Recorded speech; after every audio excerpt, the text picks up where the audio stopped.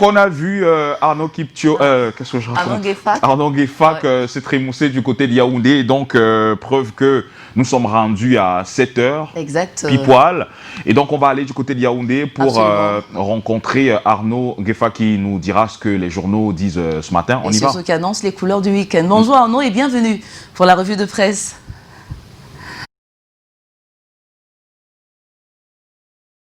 Patricia, bonjour Figile, Madame, Messieurs, bonjour. Vendredi 8 janvier 2021, voici la lecture transversale des journaux parus dans la capitale Yaoundé. Commençons avec le quotidien Mutation qui entre ce matin dans l'univers des cartes nationales d'identité au Cameroun et constate la grande confusion.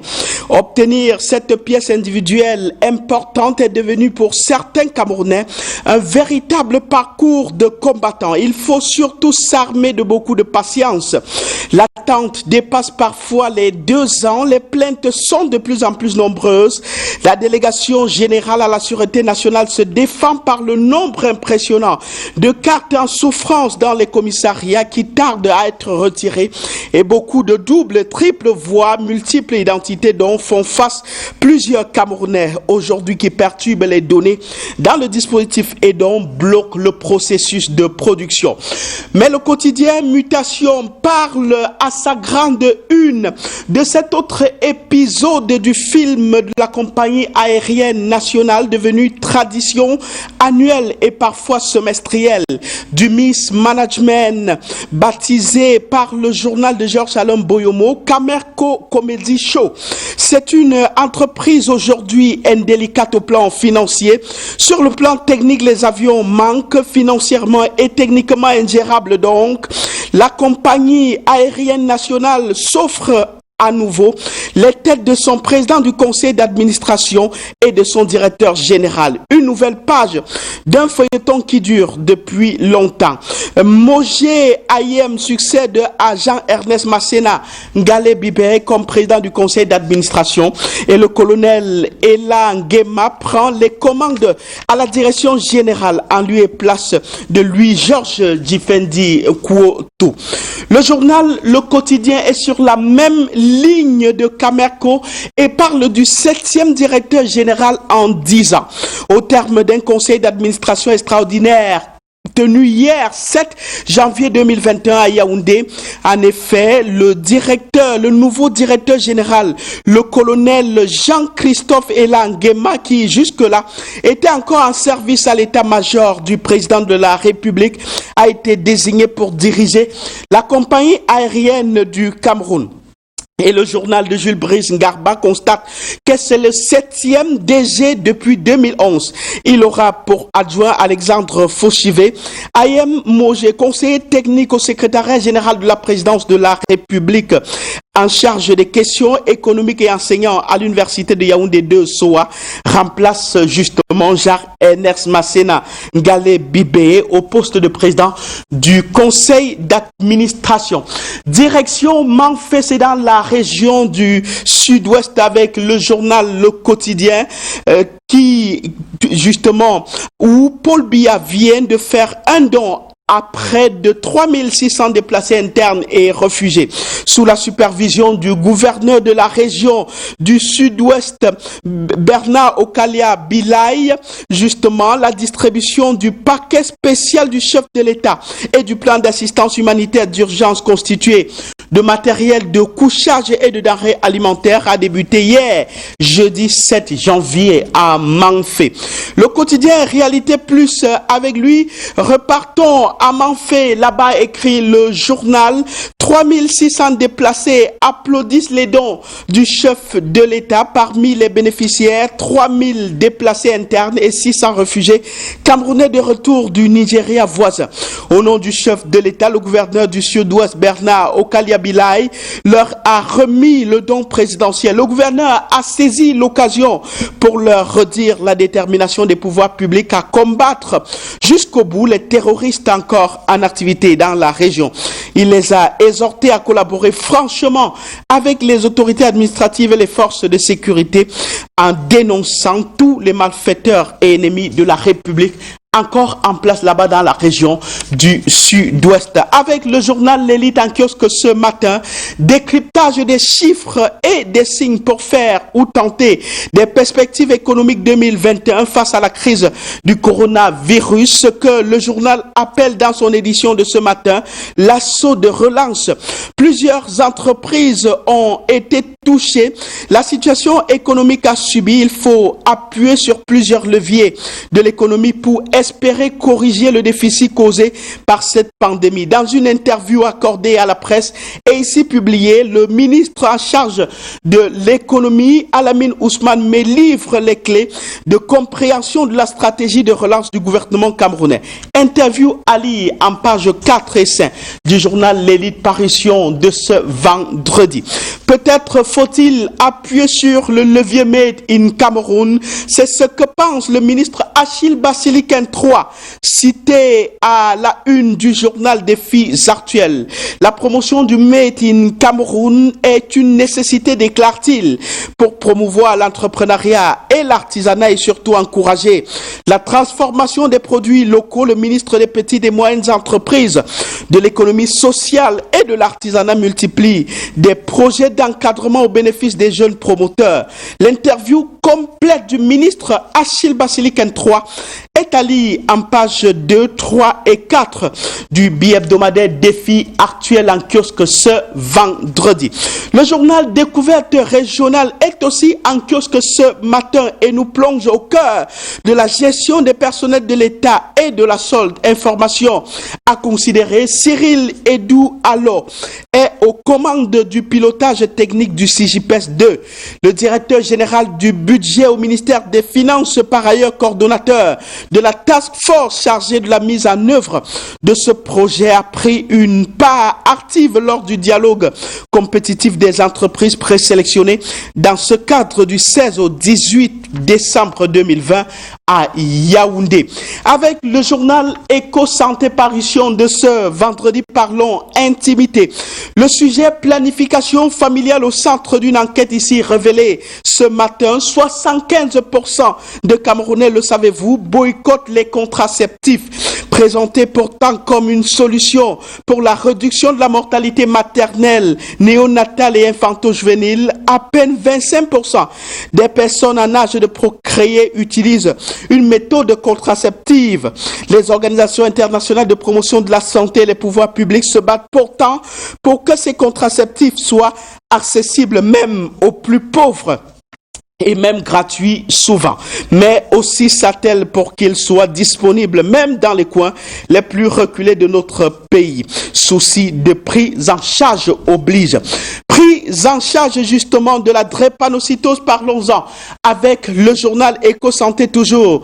Le journal nous informe ce matin que le drépanovax est à la quête des bons soins de Manaouda Malachi suite à la certification de la non-toxicité de ce médicament traditionnel amélioré par le Laboratoire national de contrôle de qualité des médicaments et d'expertise, l'ANACOM. Sa transformation en gélule par l'Institut de recherche médicale et d'études des plantes médicinales. Le regard est tourné vers le ministre de la Santé publique pour l'obtention éventuelle d'une autorisation de mise sur le marché de ce produit découvert par le Camerounais Raphaël Nietzsche.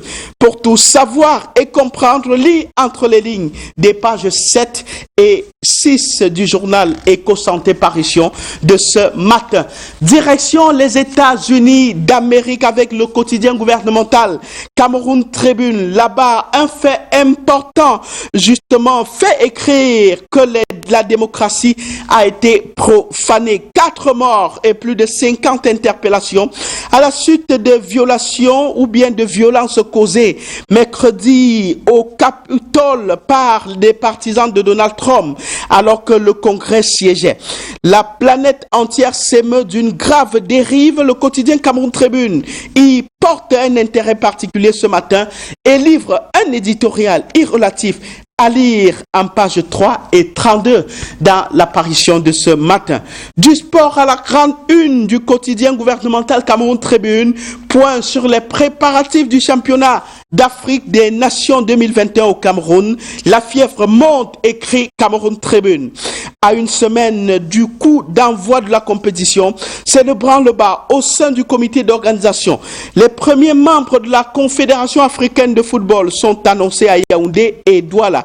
Les équipes ont déposé leur liste de 23 plus 10 joueurs supplémentaires. La cérémonie d'ouverture se prépare sereinement alors que la forte mobilisation des médias va nécessiter des arbitrages au niveau des accréditations. Les choses se précisent véritablement au Cameroun pour l'organisation de ce championnat d'Afrique des Nations édition 2021. Voilà pour ce qui est de la revue de presse. Première partie techniquement assurée par Lionel Kepfe et Sandrine Neni. Merci de nous avoir regardés. Gardez le cap et l'écoute. Mettons directement le cap sur Douala. Michael Tipkio nous y attend pour la deuxième partie. Cher ami Michael Tipkio, bonjour.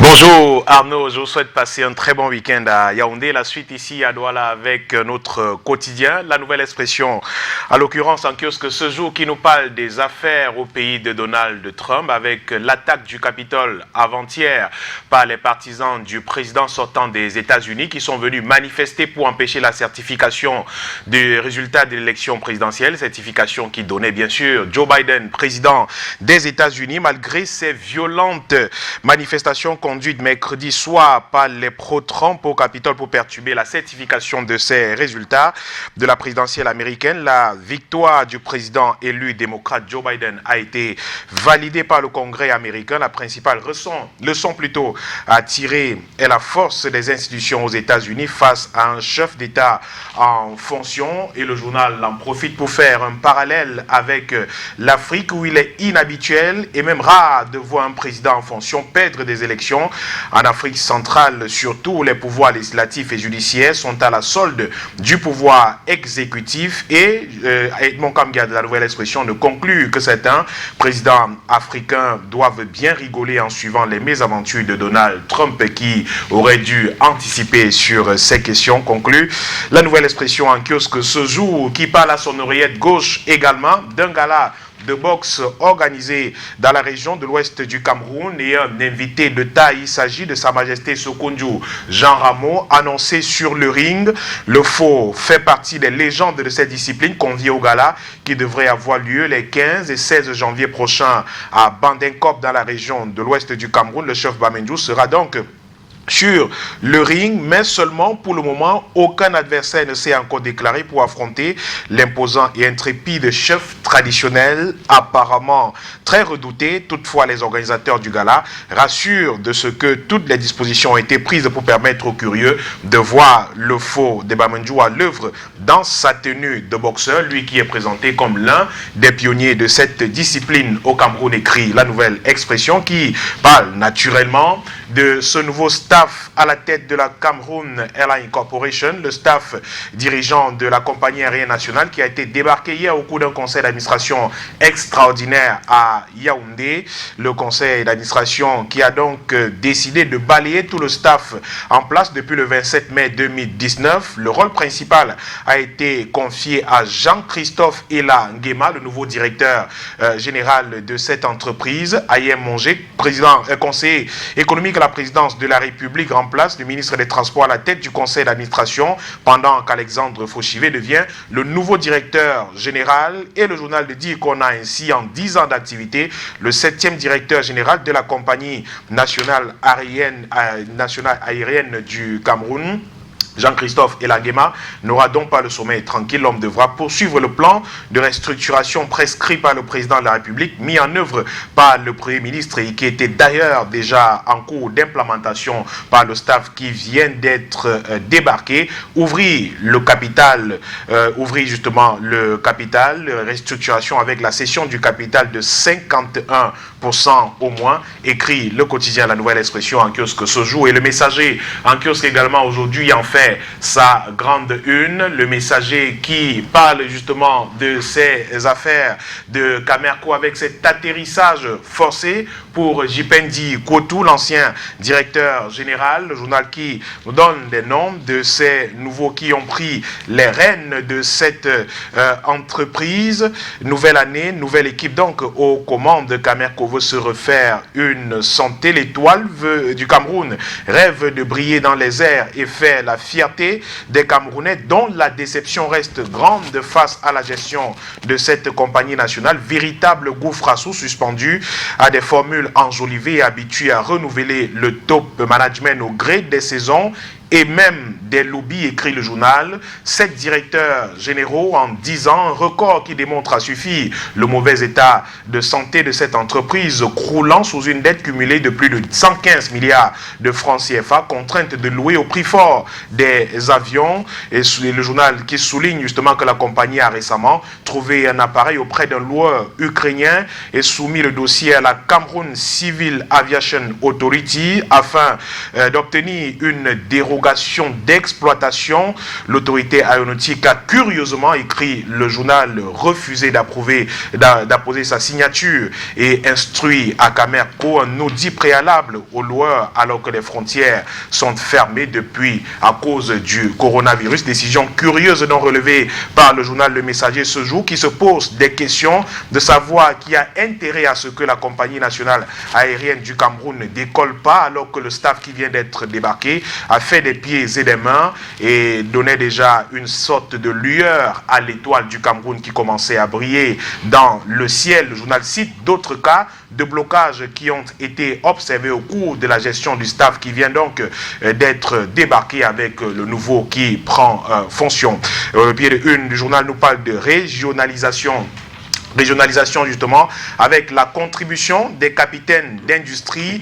Le journal cite quelques noms: Edmond Félix Etundi, Louis Yinda, Emmanuel Néossi, André Siaka, qui restent engagés pour le développement de leur région, bien que ne faisant pas partie des exécutifs régionaux. Selon le quotidien Le Messager, ils avaient été présentés comme des potentiels présidents de région. Et là, ces poids lourds de l'économie camerounaise ont eu des fortunes diverses. Le comité central du parti au pouvoir ayant décidé autrement lors de la session de plein droit au conseil régional tenue le 22 décembre dernier. Loin de sonner le glas de leur engagement, le fait pour eux de ne pas figurer dans ce conseil régional ne semble pas décourager ces magnats des affaires qui continuent cependant d'afficher leur volonté à apporter leur expérience à cette jeune institution qu'est la région. À titre d'exemple, dans la région du Sud, par exemple, Félix Etundi, le patron de Finex Voyage, reste engagé à œuvrer avec l'exécutif régional pour transporter toute la région sur l'autoroute de développement, confie une source proche du manager. L'homme aurait déjà d'ailleurs promis des financements pour des micro-projets aux jeunes de l'océan et l'entretien de quelques tronçons routiers, un signal fort qui atteste de son engagement à travailler avec l'équipe conduite par Emmanuel V. Elenva pour l'essor de la région du sud du Cameroun, qu'il s'agisse d'André Siaka ou d'Emmanuel Néossi et bien d'autres. Il est clair que ces capitaines d'industrie continueront d'œuvrer pour le bien-être des populations, conclut le quotidien Le Messager en kiosque ce jour. L'œil du Sahel est également en kiosque. Le tri hebdomadaire et journal d'information du Nord Cameroun nous donne des nouvelles de l'extrême nord du Cameroun, avec des inondations enregistrées au cours de l'année 2020, plus de 7350 personnes déplacées au cours de l'année 2020 à cause des inondations. Ces chiffres ont été révélés au cours de la 28e session ordinaire de la Commission nationale des droits de l'homme et des libertés, qui compte tout faire pour empêcher ces catastrophes ou pour au moins prévenir ces catastrophes dans les États, dans les années à venir. Le journal qui parle aussi du bataillon d'intervention rapide qui consulte plus de 600 patients en 4 jours dans la région du Nord. L'opération menée du 10 au 13 décembre 2020 a également permis d'opérer 80 malades de cataracte. Le bataillon d'intervention rapide, toujours au plus proche des populations dans cette localité. La grande une du journal, vous le voyez, se rapporte au travail de l'armée dans le département du Faro et d'Eo. Comment l'armée protège les frontières camerounaises. Il n'existe pas à proprement parler de rébellion dans ce département, l'un des 4 départements de la région de l'Adamawa, situé aux confins du Nigeria. C'est la conclusion qu'on peut tirer, justement les généraux de brigade Abba Aga Robinson et Loubazal, le temps d'une descente faite à Koncha le 18 décembre 2020, c'est que les postes avancés sont déployés dans les brousses et le long de la frontière de 200 km qui sépare le Cameroun du Nigeria dans le Faro Edeo. Le colonel Njoka a donc pu parcourir du 14 au 17 décembre à pied, à moto et parfois à la nage des localités de Tipsan, Kojodi, Katsala, Pawati pour se rendre compte que la sécurité aux frontières entre le Cameroun et le Nigeria est une réalité. Le mouvement pour la libération du Cameroun, qui s'est fait dévoiler à travers une vidéo virale sur les réseaux sociaux, n'a donc qu'une existence virtuelle, conclut le journal Le Tri hebdomadaire régional d'information du Nord Cameroun, l'œil du Sahel en kiosque aujourd'hui. On termine cette revue de presse nationale avec le financier d'Afrique qui nous parle de finances publiques avec le budget d'investissement public en hausse de 7,8% en 2021. Au Cameroun, il est passé de 1254 milliards de francs CFA en 2020 à 1352, soit une augmentation de plus de 97 milliards de francs CFA. Budget justement pour réaliser de nombreux projets au Cameroun, des projets justement portés par le ministère de l'économie, de la planification et de l'aménagement du territoire. L'emprunt obligataire également avec la géographie des 107 milliards de francs CFA mobilisés par la Banque de développement des États de l'Afrique centrale. Les résultats ont été rendus publics le 5 janvier 2020 à Brazzaville par Fortune Eofa Ombo Chama, le président de la Banque de développement des États de l'Afrique centrale. À quoi exactement servira cet argent? Des réponses à retrouver dans les colonnes du Financier d'Afrique en kiosque ce jour. Et on termine justement avec ce magazine, le magazine Cameroun CIO qui est en kiosque ce jour. Cameroun CIO,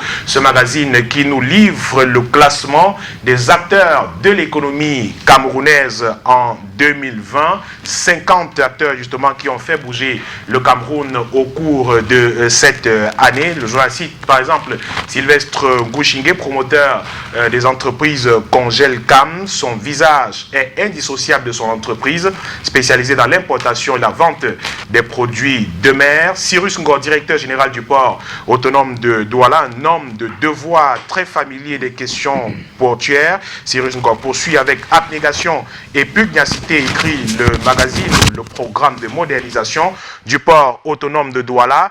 Autre responsable, le CIO de Craft Contractor, également derrière le Grand Mall de Douala. C'est l'un des entrepreneurs les plus prolifiques de cette décennie grâce au vibrant succès du projet du Grand Mall. André Siaka, également présenté dans le journal. Olga Mireille Pokosi, directrice générale Orange Money Cameroun. Célestin Tawamba, président du groupement interpatronal du Cameroun, patron du conglomérat Cadiz Invest, l'homme justement qui se bat pour redorer le blason de l'économie camerounaise à travers le groupement interpatronal du Cameroun et de nombreuses propositions faites à l'endroit du gouvernement camerounais. Fadimatou Kouotou, président directrice générale de la pharmacie de Douala, promotrice également de Sublence Even, présidente du cercle de réflexion pour le développement du Noun, très engagée également dans l'organisation du festival du Ngouan, grand festival très connu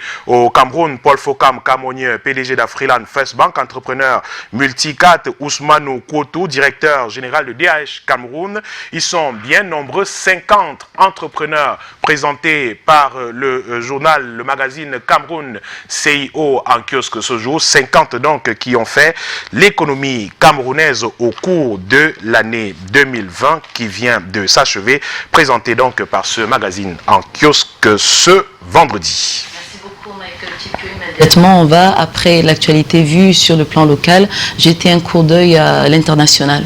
Oui, on va se rendre à l'international, Patricia, et on va parler naturellement de ces événements survenus aux États-Unis, au Capitole précisément, avec cette sortie du président sortant américain dans une vidéo publiée sur Twitter. Hier soir, Donald Trump est revenu sur les événements survenus mercredi au Capitole, que plusieurs de ses sympathisants ont envahi. Le président américain a dénoncé les fauteurs de troubles et a appelé à une transition sans accroc le 20 janvier avec le président élu Joe Biden. Et dans ces entrefaits, RFI nous apprend également que Facebook a bloqué le compte de Donald Trump pour une durée indéterminée. Dans un communiqué, Mark Zuckerberg annonce ce jeudi que Facebook bloque donc le compte du président américain de façon indéterminée à la suite des événements survenus au Capitole dans ce pays. La République centrafricaine également à la une de la revue internationale ce jour avec de nombreux recours déposés pour annulation de l'élection présidentielle tenue le 27 décembre dernier dans le pays, élection qui a vu la victoire du président sortant Faustin Archange Touadéra déclaré vainqueur dès le premier tour par les autorités électorales avec plus de 53% des voix. Il s'agit d'un résultat provisoire qui doit encore être validé par la Cour constitutionnelle qui a jusqu'au 19 janvier pour le faire. Mais avant cela, cette même instance devra examiner les différents recours qui ont été déposés par l'opposition qui demande simplement l'annulation du scrutin dans le pays. Africa News en parle aussi de la République centrafricaine et nous parle de ce couvre-feu imposé. Le gouvernement qui a annoncé hier un couvre-feu dans un pays toujours occupé aux 2/3 par des groupes armés et en proie à de nouvelles offensives rebelles qui font peur sur place, nonobstant la présence de la MINUSCA et de la Russie et même du Rwanda qui tentent d'imposer la sécurité dans les villes qui ont été prises par les rebelles. Le Ghana également à la une ce jour avec Nana Akufo-Addo investi après une bagarre au Parlement. Le président a été officiellement investi pour un second mandat à la tête du pays, mais la cérémonie a été gâchée par une altercation entre parlementaire. La cérémonie d'investiture aurait dû être une nouvelle façon de fêter sa victoire dans le scrutin présidentiel, mais le Ghana s'est réveillé avec des images d'une mêlée de représentants au centre du Parlement, une altercation qui ne fait pas du bien au pays. On termine avec l'Afrique du Sud au sujet de la lutte contre le coronavirus, alors que le pays traverse une seconde vague de contamination. L'Afrique du Sud va percevoir ses premiers vaccins. Le pays le plus touché par le Covid-19 du continent devrait bientôt recevoir ces vaccins. Hier, le ministre sud-africain de la Santé a annoncé que le personnel soignant recevrait dès la fin du mois les premières doses tant attendues dans le pays. Merci Michael Chipkio d'être passé par ici, des articles à lire et à faire lire dans les parutions du jour. 75% des Camerounais qui boycottent des contraceptifs. Sa Majesté Soukoundjou, roi des Bamendjou, sur le ring de boxe, on attend bien évidemment de voir ça, mais surtout de voir qui sera son adversaire. Camerco, un nouveau directoire, vivement que notre oiseau national prenne véritablement son envol au lieu de nous servir, si on doit bien évidemment paraphraser le quotidien Mutation, ce Camerco Comedy Show qui dure depuis des années. Alors avec vous, on va s'appesantir sur un sujet assez particulier qui parle bien évidemment de religion dans les couples. Lorsque la religion devient problématique au point de diviser des couples, quel est votre avis là-dessus? Écoutez, la religion en principe ne devrait pas diviser. Je ne sais pas comment la religion peut diviser des couples. C'est que c'est monnaie courante aujourd'hui. L'essence même de la religion, c'est d'unir des gens, les réconcilier, les mettre ensemble, c'est-à-dire fixer un cap pour des couples précisément. Là, dans ce cas précis, je ne comprends pas exactement comment la religion peut devenir un facteur de division de certains couples. Peut-être du fait de ceux qui tiennent certaines officines religieuses, je vais les appeler comme ça, qui se présentent parfois comme des pasteurs, qui sont supposés être des autorités morales, mais qui ne le sont pas en réalité, mais qui sont parfois des gens qui montrent plutôt le mauvais chemin, le chemin inverse de celui qui devrait en principe être emprunté. Parce que s'il faut suivre la religion dans ses codes, dans ce qui est dit à travers la Bible, hein, on revient là-dessus, et tout, je crois qu'en réalité, ça devrait plutôt être un facteur d'union, de communion, de rassemblement, un peu très loin de la division que vous évoquez. Malheureusement, on constate cela aujourd'hui avec ces nombreuses églises qui sont nées ici et là, et certains sans vocation aucune s'autoproclament pasteurs et autres, et rassemblent dans leur chambre parfois, dans leur salon, ceux qu'ils appellent des fidèles, et des gens qui y vont sans comprendre exactement pourquoi ils vont peut-être parfois des gens un peu déçus, qui ont cherché fortune ailleurs et qui n'ont pas trouvé, et qui se retrouvent parfois à ces endroits-là et qui ne sont pas toujours nourris à la parole de Dieu, qui demandent justement que les gens se réconcilient, que les gens se mettent ensemble, que les gens marchent vers le droit chemin, mais écoutent plutôt d'autres propos qui les pervertissent et qui parfois peut entraîner ces divisions dont vous parlez. Voilà. Et pour apporter de l'eau à votre moulin, pour converger vers le même sens, on va dire qu'en fait la religion est censée être l'ultime recours quand on a épuisé toutes les autres options.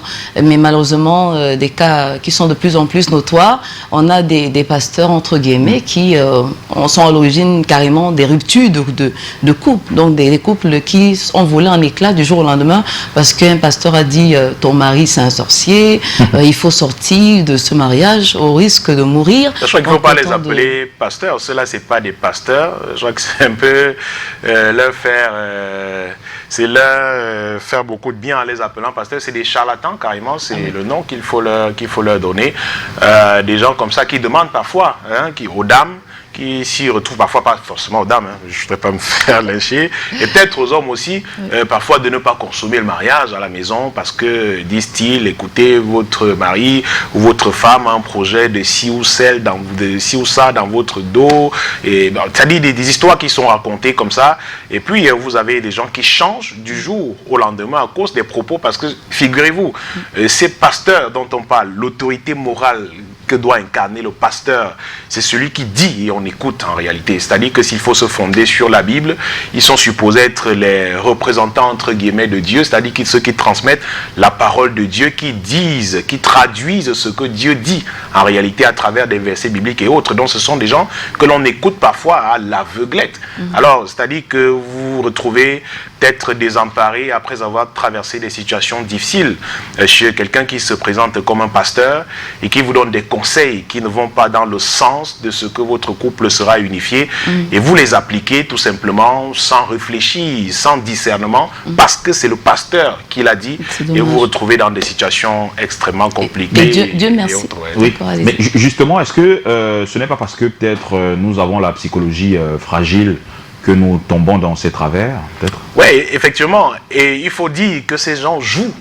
Ces gens, ces supposés pasteurs-là, jouent effectivement sur cette psychologie-là des personnes qu'elles ont en face d'eux, et jouent justement sur cette psychologie de cette personne-là, et le fait que vous soyez fragile, que vous ne compreniez pas beaucoup de choses, parfois certaines choses, que vous soyez justement dans une situation de fragilité, ils jouent justement sur ce caractère fragile-là pour vous amener parfois à prendre des décisions qui ne tiennent pas. Mais il faut dire qu'il y a des gens qui ont le mental un peu plus fort, qui peuvent résister, qui ont un sens de discernement, qui peuvent se dire à un moment donné, mais écoutez, mais effectivement, on en a vu qui se réveillent seulement plus tard en se disant, mais où est-ce que je me trouve? Mais qui vous raconte ce qui s'est passé après. Il y a une sorte de rite de lavage de cerveau que ces gens subissent et qui sont obligés de marcher parfois comme des moutons sans réfléchir, et à la fin se rendre compte que finalement c'était le mauvais chemin.